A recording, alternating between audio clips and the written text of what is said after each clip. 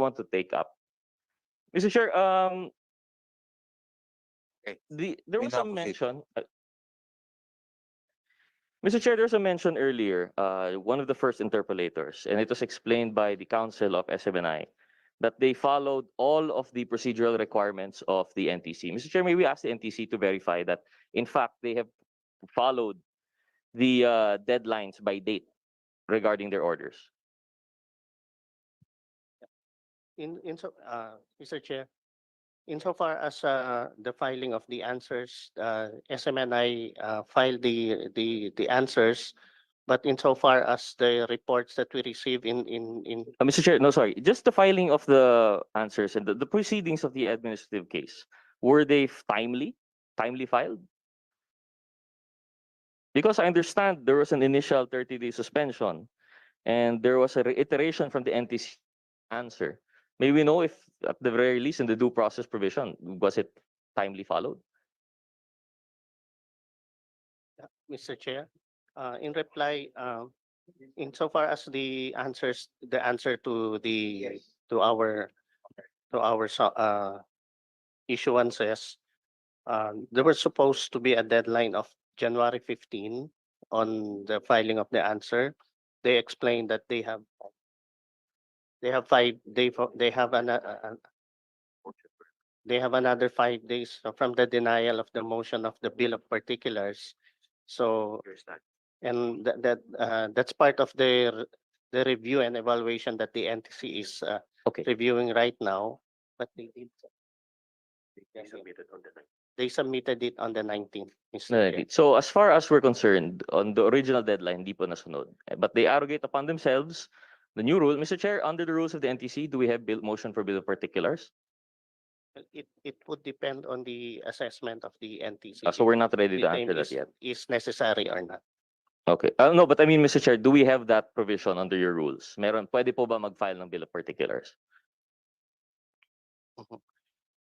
There's no specific in the guidelines of the NTC. There's no specific guideline on that, Mr. Chair. But the rules of court apply suppletorily to Okay, Mr. Chair. the processes of the commission. So they filed the motion for bill of particulars, which now extended yung kanilang motion, the time for which they could answer. And is it correct, Mr. Chair, that this is the subject of a case before the Court of Appeals? It was made the subject of the case, the Court of Appeals? Mr. Chair, that's a different one. Mr. Chair, among the research persons who could properly elucidate on the effect, the case that the SMNA filed with the Court of Appeals? I can explain that. Perhaps the council. Yes, Mr. Chair. Mr. Chair, we filed when the NTC issued a 30-day suspension against SMNI, preventive suspension, the first 30 days, we filed a petition for certiorari, prohibition mandamus, and prayer for TRO with the Court of Appeals. But the Court of Appeals denied it on the ground that we failed to file a motion for reconsideration. So it was denied not based on merits. So again, the NTC suspended again for give us indefinite suspension. There's no date how many days. So this time we filed a motion for reconsideration and now pending with the NTC. So that is the status with respect to the NTC.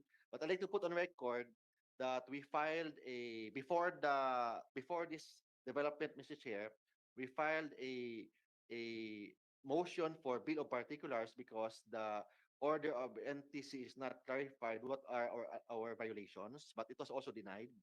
We also filed a motion for inhibition because they are also the complainant, so we can expect them to. Mr. Chair, thank you.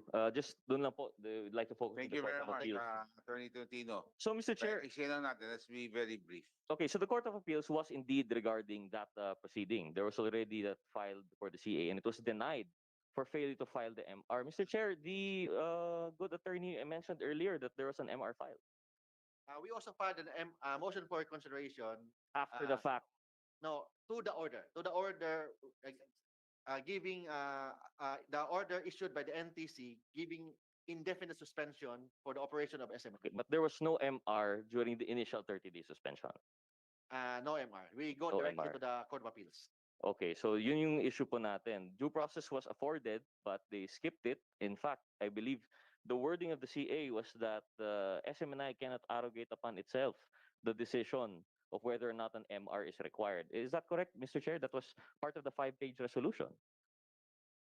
Uh, Mr. Chair, we did not file an MR because we believe that the case of SMNI is part of the exception because time is of the essence because as a NTC immediately suspended us without giving us an opportunity to explain.